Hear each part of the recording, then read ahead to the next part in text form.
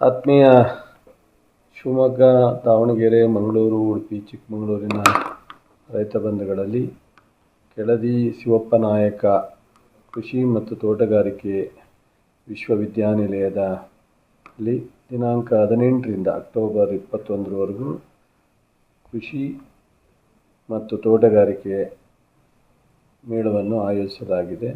ಈ ಮೇಳದಲ್ಲಿ ಕೃಷಿ, ಮೀನುಗಾರಿಕೆ, ಪಶುಸಂಗೋಪನೆ, ಯಂತ್ರೋಪಕರಣ ಹಾಗೂ ಮೌಲ್ಯವರ್ಧನೆಗೆ ಹೆಚ್ಚು ಒತ್ತು ಕೊಡ್ತಕ್ಕಂಥ ತಾಂತ್ರಿಕತೆಗಳೊಂದಿಗೆ ಎಲ್ಲ ಮಾಹಿತಿಯನ್ನು ಕೊಡುವಂಥ ಒಂದು ಎಕ್ಸಿಬಿಷನ್ನು ಮೇಳ ಆಗಿದೆ. ಈ ಒಂದು ಮೇಳದಲ್ಲಿ ನಾನು ಸಹ 18ನೇ ತಾರೀಕು ಬರ್ತಾಯಿದ್ದೀನಿ.